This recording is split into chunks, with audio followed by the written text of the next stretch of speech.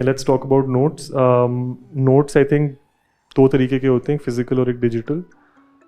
मैं personally physical notes बनाता था मोस्टली, बहुत कम टॉपिक्स के लिए डिजिटल बनाता था.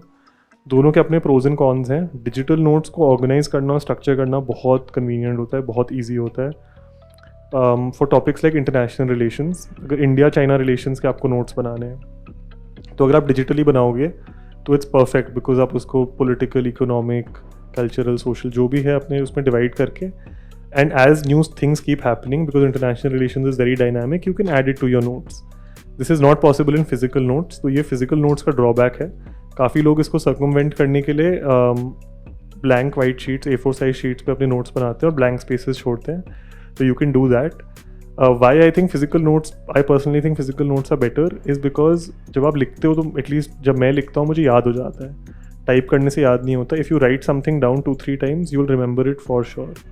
So it saves you a couple of revision cycles if you are writing stuff down. It is very very helpful.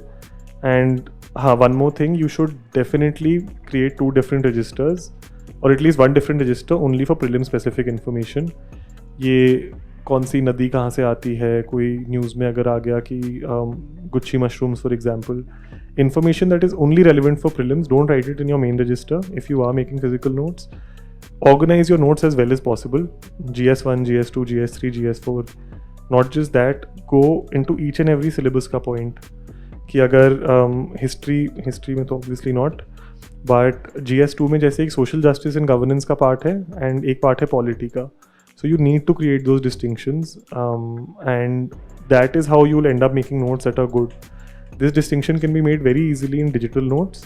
Physical notes में थोड़ा effort है, but I would highly suggest आप शुरू में थोड़ा organized approach ले लो, वरना बाद में, like I can tell you from my experience, I had 8 registers full of notes.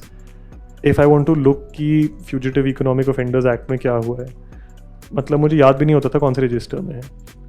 I used to take 20 minutes just to find out where it is. And फिर ऐसे नोट्स का कोई फ़ायदा भी नहीं है because you can't use them again. You have to go through them again and again. So just be very organized when it comes to note making, especially if you choose to make physical notes. Physical notes मैं suggest करूँगा because रटना becomes a lot easier, और end में exam शायद रटने के लिए ही है. रटना is a very important part of the examination. तो yeah.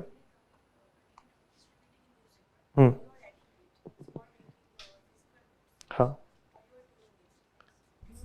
Space for that, or you keep on adding lateral? Right. तो हाँ, तो फॉर इंस्टेंस अभी जैसे मणिपुर में कुछ क्लैशेस चल रहे हैं, तो one can tell that's an evolving situation, है ना. तो अगर वो इवॉल्विंग सिचुएशन है तो आप उसमें you can leave some blank spaces as oppose to, जैसे अगर बोलूँ कि मैं G20 की एक मीटिंग हुई, एक singular meeting which was important. अब वो मीटिंग ख़त्म हो गई है, आपको पता है उसके आगे कुछ नहीं होगा उसमें, तो उसके लिए आप उतने नोट्स बनाओ एंड इट्स डन. G20 की जो फाइनल मीटिंग दिसंबर में होगी उसका एक फाइनल कम्युनिक आएगा and that is what is important. उसके आगे कुछ नहीं होगा. तो यूज़ योर ओन माइंड. जैसे some things are evolving in nature, some things are static. कोई नई एक्ट आई है, उसके प्रोज कॉन्स क्या, एक्ट का जो कंटेंट है वो क्या है, लार्जली स्टैटिक ही है. उसमें लिमिटेड आप नोट्स बना लो, जगह छोड़ने की ज़रूरत नहीं है. जो evolving situations, dynamic, international relations, अगर कोई कॉन्फ्लिक्ट चल रही है कहीं पे, इंटरनेशनल रिलेशंस, रशिया यूक्रेन, इस सब का ऑब्वियसली ओपन एंडेड रखना पड़ेगा.